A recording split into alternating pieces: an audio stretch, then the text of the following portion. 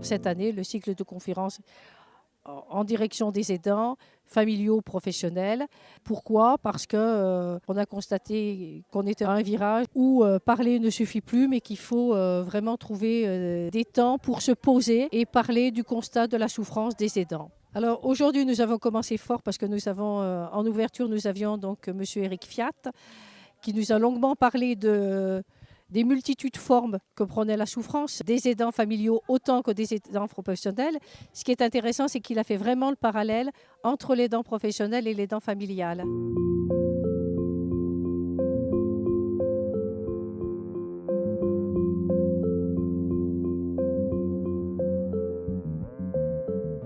On m'a demandé de travailler sur ce qu'on appelle l'aide aux aidants aujourd'hui.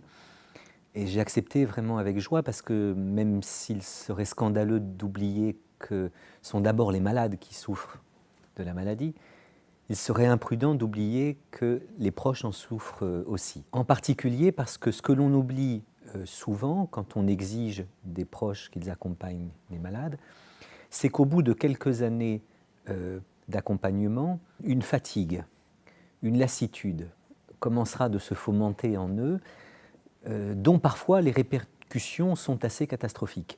Alors bien sûr, il y a une bonne fatigue de l'aidant, qu'il soit naturel, familial d'une part, ou professionnel d'autre part.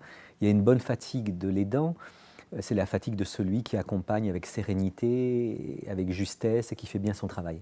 Mais il y a aussi ce que j'appellerais la mauvaise fatigue de l'aidant, celui qui progressivement perd le sens de ce qu'il fait, n'arrive plus à trouver dans le repos le moyen de reconstituer ses forces.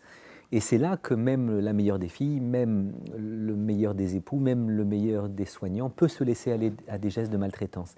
On peut comprendre qu'un mari épuisé, exaspéré par son épouse, toute transformée, toute altérée par la maladie, voire rendue agressive par la maladie, eh bien, se laisse aller à des gestes de maltraitance. Mais comprendre, ça n'est pas forcément légitimer. Et l'une de mes idées, c'était que justement, il fallait distinguer entre comprendre et légitimer.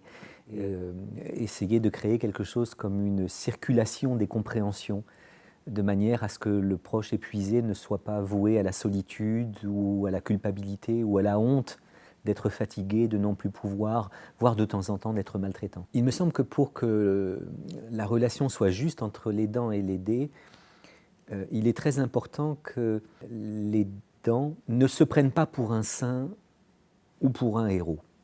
Être un homme, c'est admettre que l'on n'est pas toujours comme on devrait être, que l'on n'est pas toujours comme on voudrait être. Il y a toujours un écart chez l'homme entre ce qu'il est et ce qu'il voudrait être. Toujours un écart chez l'homme entre ce qu'il est et ce qu'il devrait être. Et il me semble que cet écart, il a tendance à s'accroître justement dans les moments de grande fatigue.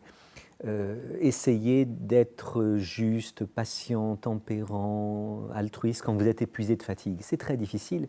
Donc il me semble que pour avoir un rapport juste à l'aider, l'aidant ne doit pas se fixer des objectifs qu'il n'atteindra pas et qu'il risque de se décourager d'atteindre jamais. Et cette juste relation de l'aidant à l'aidé, il me semble qu'on peut peut-être l'inventer en conjuguant la relation de soins à partir d'une sorte de tension ou d'un équilibre toujours instable entre l'amour et le respect.